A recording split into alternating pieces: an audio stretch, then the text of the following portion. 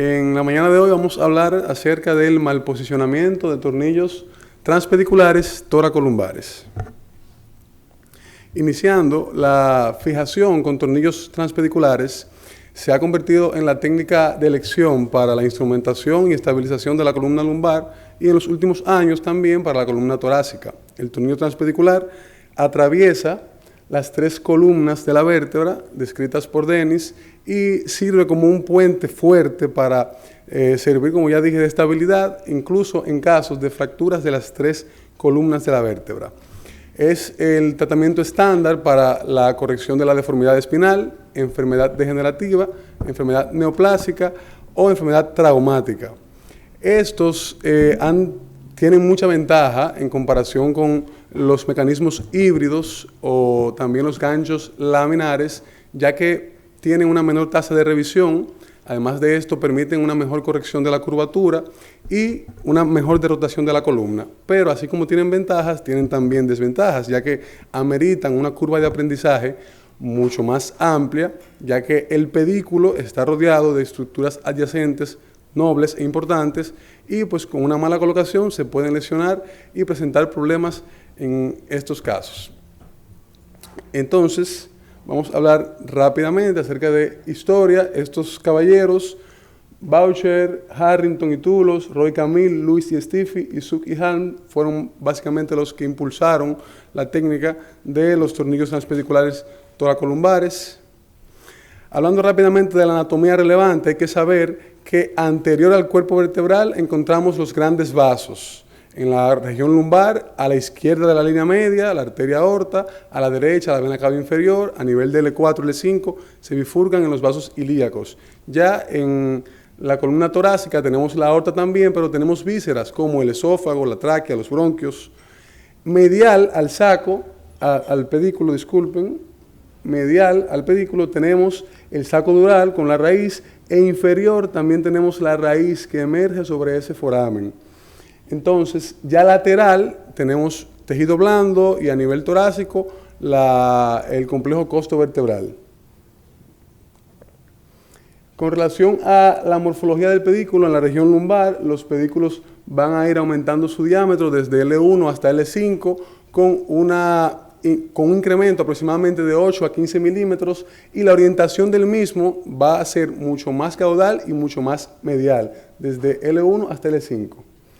Con respecto a los puntos de entrada, sabemos que en la columna torácica va a ser la convergencia de una línea que va en el borde superior de la transversa con una línea que va por el borde externo de la apófisis articular superior y la pars interarticularis. Esto varía dependiendo del segmento, pero en general ese es el punto. Mientras que en la columna lumbar, una línea que pasa por el medio de la transversa y una línea que pasa por el borde externo de la apófisis articular superior. Bien. Entonces, con relación a la precisión en la inserción del tornillo, este ha sido un tema de mucho debate en los últimos años. En un estudio, en una revisión de 130 artículos, Cosmopoulos y Chisas estudiaron 37.337 tornillos y encontraron una tasa incorrecta de 8.7% de mal colocación, con una precisión de 91.3%. En general, se describe que la tasa de malposición por la técnica manos libres es de 5 a 15% y también se ha descrito una técnica de reintervención en un caso de 300 casos. Entonces, ¿cuál es la posición ideal de un tornillo toracolumbar? Pues el tornillo debe de estar contenido completamente en el pedículo sin violar la pared ni medial ni lateral, sobrepasando el 50% del cuerpo vertebral y por lo menos llegando al 80% del cuerpo. Muchos autores apoyan y recomiendan el uso de tornillos bicorticales para más agarre, más soporte, pero esto debe de individualizarse y dependiendo del caso, del tipo de paciente, pues poder utilizarlo de esta manera, porque también tiene sus complicaciones que vamos a ver más adelante. Con respecto a la malposición, esta se define cuando existe una pérdida en la relación entre el tornillo y lo que acabamos de mencionar en el pedículo, sus paredes. Muchos autores han descrito una zona de seguridad, tanto en la parte anterior como en la parte medial del pedículo, de aproximadamente 4 milímetros. Ese sería el borde, ya que, por ejemplo, en la parte anterior del cuerpo vertebral, en estudios cadavéricos, han encontrado un tejido blando que se encuentra en este nivel de aproximadamente 4 milímetros y que permiten que el tornillo se aloje a este nivel sin daño a estructuras vitales. Y a nivel medial también se ha descrito que el déficit neurológico en los pacientes con tornillos medializados inicia a partir de 4 milímetros, según la literatura en general. Entonces tenemos aquí una clasificación de Hershberg y Robbins en la cual define un grado A cuando el tornillo no tiene ningún tipo de violación a la pared medial, grado B cuando es menos de 2 milímetros, grado C menos de 4, grado D menos de 6 y grado E mucho más de 6, prácticamente fuera del pedículo. También tenemos otra clasificación, G1, 0 milímetros, G2, 2 milímetros, como ven aquí muy mínimo, G3 de 2 a 4 milímetros y G4 más de 4 milímetros. Otra clasificación que divide en zonas, Kim y colaboradores, de 0 a 2 milímetros la zona segura, de 2 a 4 milímetros zona probablemente segura y de 4 a 8 milímetros zona cuestionablemente segura.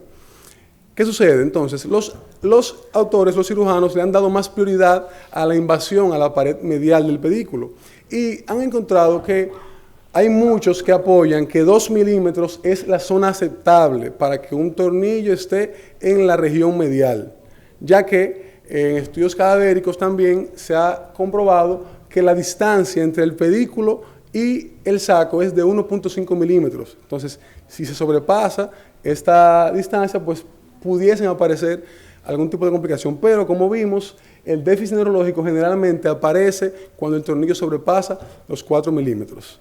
Entonces, con respecto a la región anterolateral, ya sabemos que tenemos vísceras importantes, grandes vasos. Cardoso y colaboradores describieron el riesgo de lesión esofágica, tráquea, bronquios y aorta en la colocación de tornillos torácicos. Es una imagen muy vista en los últimos años, ¿verdad? Un tornillo penetrando totalmente en la aorta, un tornillo torácico. Fox y colaboradores encontraron en un estudio donde analizaron 680 tornillos que 33 de estos estaban en contacto con vasos principales. Los pacientes estaban asintomáticos y pues no tomaron ningún tipo de conducta en el momento, sino simplemente observación. Pero no siempre se puede hacer esto, porque Cacos y colaboradores describieron 2 casos en los cuales un tornillo estaba en contacto con la aorta y por la erosión que se dio de forma permanente, pues desarrolló un pseudoaneurisma, los 2 pacientes. Por lo tanto, hay que tener muy bien en cuenta esto.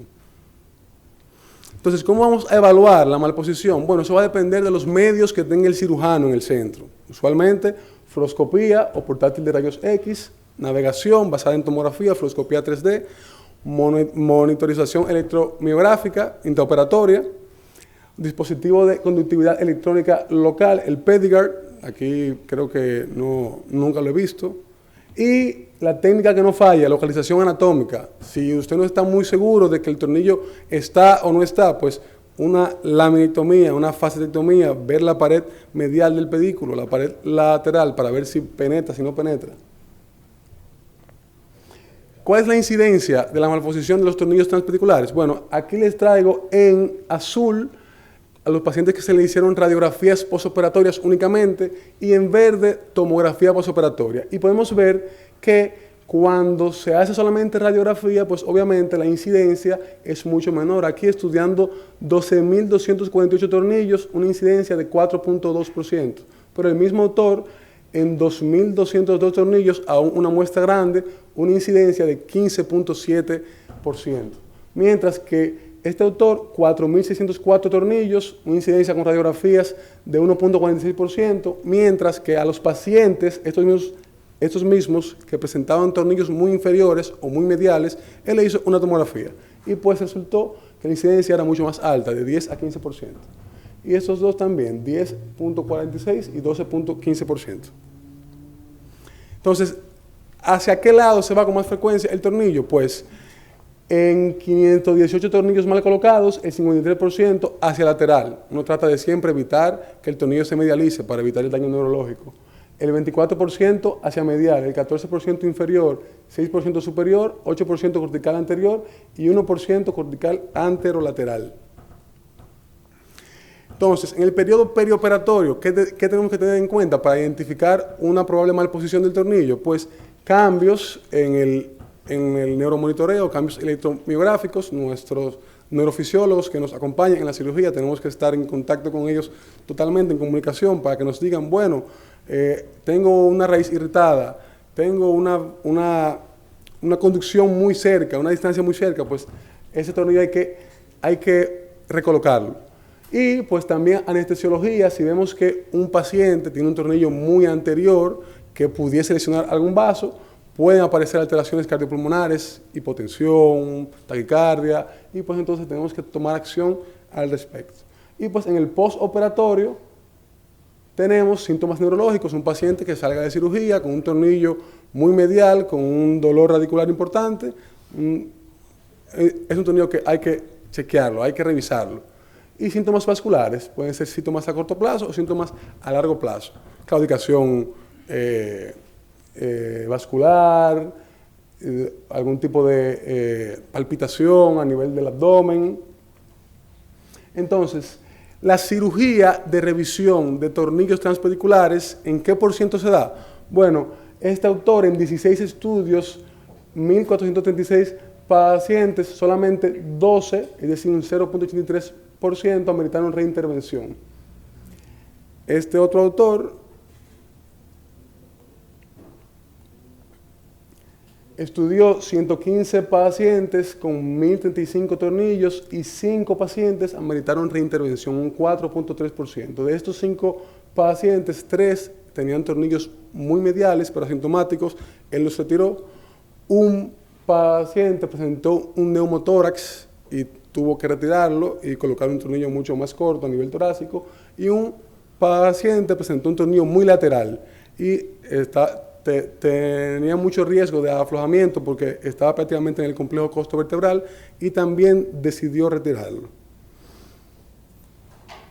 Y este otro autor, en 462 pacientes, un paciente presentó revisión porque luego del posquirúrgico presentó una paraparesia. El paciente tenía un tornillo muy medial, lo revisaron, el tornillo estaba contactando con la raíz y tenía un hematoma epidural espinal que se evacuó mediante una laminectomía y el paciente pues recuperó el déficit neurológico a las 3 semanas.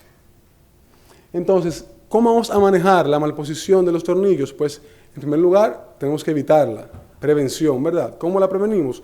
Un correcto conocimiento anatómico, tener bien pendiente los puntos de referencia anatómicos, estudiar bien las imágenes preoperatorias, una buena planificación, medir bien nuestros pedículos, el diámetro, la longitud y pues tratar de contar con los sistemas de asistencia quirúrgica que tengamos disponibles en el centro. Entonces vamos a hablar rápidamente de varias lesiones que se pueden dar. En primer lugar, la injuria al cordón espinal o raíz nerviosa. Esta se describe que se presenta en un 0.6 a 11%. Este autor describe un 0.18% de lesión dural por tornillo colocado y un 0.19% de irritación de raíz nerviosa por tornillo colocado. La neuropraxia se puede dar, aparece, pero casi siempre es transitoria, se resuelve a las semanas o a los días y que suceda de forma permanente es muy raro. Este autor describió el caso de un pie caído en 3 pacientes de 102 pacientes instrumentados, de los cuales de los 3 solamente uno era relacionado a un tornillo muy medial. Y pues si tenemos un tornillo, como en este caso, muy medial, con un déficit neurológico, con una irritación, pues tenemos que hacer una cirugía de revisión. Esta cirugía tiene que ser muy bien planificada, porque no podemos dar chance a que el paciente haga otra malposición. Ahí debemos de corregir el problema. Hay que buscar una nueva trayectoria, buscar un tornillo más grande para que tenga más fijación, saltar el nivel si es necesario, poner tornillos cementados o tornillos autoexpandibles. También tenemos la injuria vascular, conocer las venas ácigos, arteria intercostal, vena cava inferior, aorta en la columna torácica, aorta y vasos ilíacos en la columna lumbar. ya estoy terminando. En caso de que se presente en el transquirúrgico una lesión arterial importante de un gran vaso, hacer una sutura vascular directa, pero no por nosotros, sería un cirujano vascular que nos auxilie en ese momento. O si tenemos sala de hemodinamia, pues llevar al paciente a embolización para corregir de inmediato este problema. Entonces, hay que remover un tornillo mal posicionado en un gran vaso, pues es muy controversial también esto. Hay autores que describen que la cirugía de reposición de un tornillo en un gran vaso es muy riesgosa y puede desencadenar un sangrado mortal para el paciente. Muchos prefieren dejarlo en observación. Hay otros que por la gravedad y la frecuencia de que pueda aparecer un pseudoaneurisma o una lesión arterial, entonces sí recomiendan recolocarlo. Entonces, fístula del líquido cefaloraquídeo, pues si un tornillo se coloca y aparece un liqueo importante, hay que hacer una laminitomía para visualizar el sitio donde se hizo la durotomía y realizar una sutura siempre que se pueda. Suturar la dura madre, no solamente conformarnos con un parche de dura madre, con músculo, no, suturar. Si está en una posición muy difícil, pues nos vamos con lo que tenemos, pero siempre tratar de suturar. Si el tornillo se introduce totalmente en el saco, si está introducido en el saco, recomiendan realizar una durotomía para tratar de tener control de las raíces en lo que sacamos el tornillo, para no potenciar y no agregar más daño. Y pues también recomiendan el sellante de fibrina. Por último, la injuria visceral también se da, pero es muy raro. En la literatura solamente se han descrito varios casos. Aquí tengo un caso de una lesión esofágica descrito por O'Brien, en el cual, haciendo la esofagoscopía, el paciente presentó un abultamiento a nivel del esófago, justamente donde estaba el tornillo. Simplemente lo recolocaron y le pusieron un tornillo más corto a nivel de T3. También se ha descrito, como ya mencioné, el neumotórax y derrame pleural en caso de pacientes con tornillos muy laterales a nivel torácico. Entonces, el mensaje para llevar a casa: realizar siempre una adecuada planificación quirúrgica y correcto conocimiento anatómico. La palpación y la visualización en el transquirúrgico deben de siempre complementarse con los estudios de imágenes y no al revés. Los tornillos que violan la pared medial o anterior menos de 4 milímetros pueden observarse siempre y cuando el paciente esté asintomático. Y en cirugía de reintervención, la planificación quirúrgica debe incluir siempre que pensemos en un procedimiento de rescate e incluir equipos multidisciplinarios. Muchas gracias.